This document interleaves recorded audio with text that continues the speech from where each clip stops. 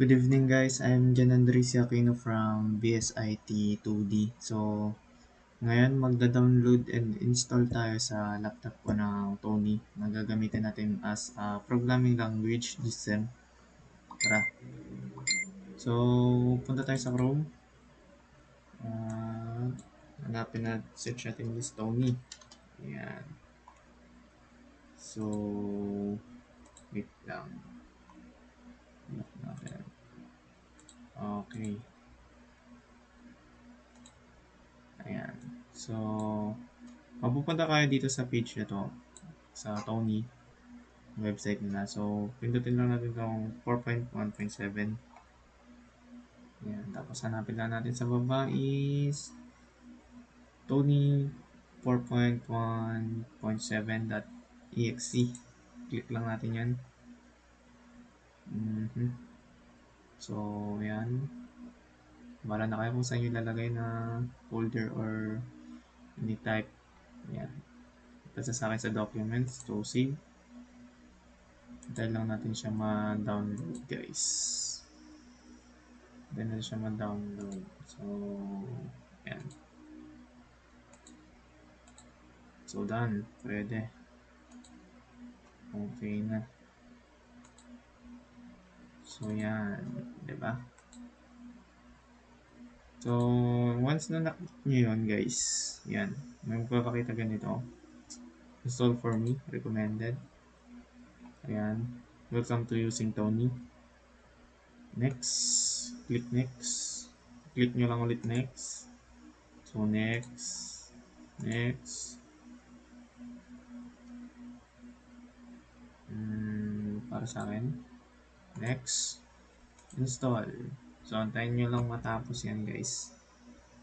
Antayin lang natin matapos mag-install yung, mag-extract yung mga ibang files na kailangan.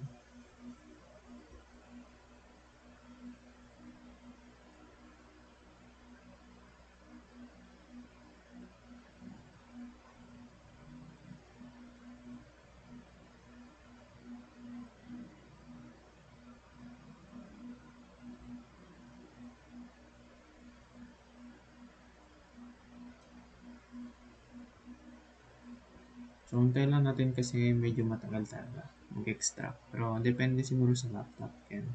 Or, siguro. Yan. Nagko-compiling na. So, malapit na tayo.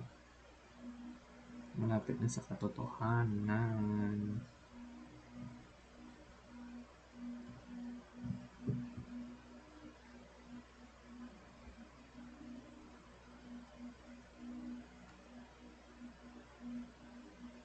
So, yan. Finish. So, antayin nyo lang yan.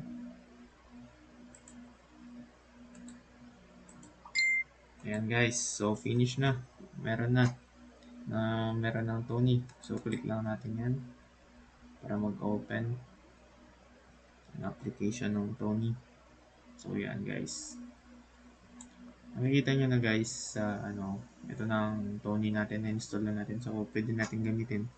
So, dito tayo sa taas, dito tayo magko-code. Dito natin yung mga code natin. Tapos sa baba is dito natin makikita yung output ng code natin. So, dito natin makikita lahat ng mga output, yung mga kinalabasan niya. So, try natin mag-code ng hello world. So, ganito lang siya guys. Print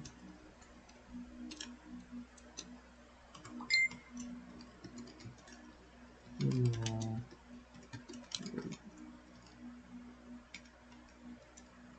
Yan. So, pag i-run natin siya, ang shortcut lang, meron naman kasi dito sa task guys, itong run. Pero meron siya shortcut, keyboard shortcut, which is yung F5. Mas madali. Ayan. So, ayan guys. Hello world. Yung output. So, next naman natin i-print is yung full name natin guys. So, ganito lang siya. Ulitin mo lang ulit yung print. Ayan. Full name guys. Yung pangalan natin mismo.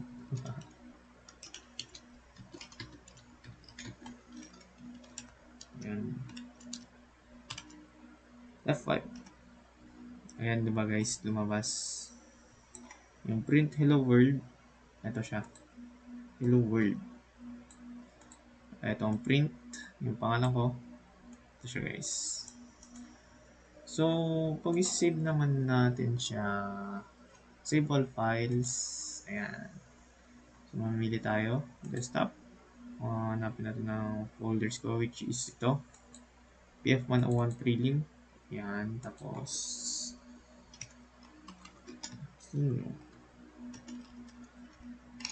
ayan. Save. Ayan guys. Makikita nyo naman nakasave ng guys kasi ayan. Kanina untitled yung nasa taas. Ngayon, naging aquino.py. So, automatically magdadagdag na siya yung .py niya.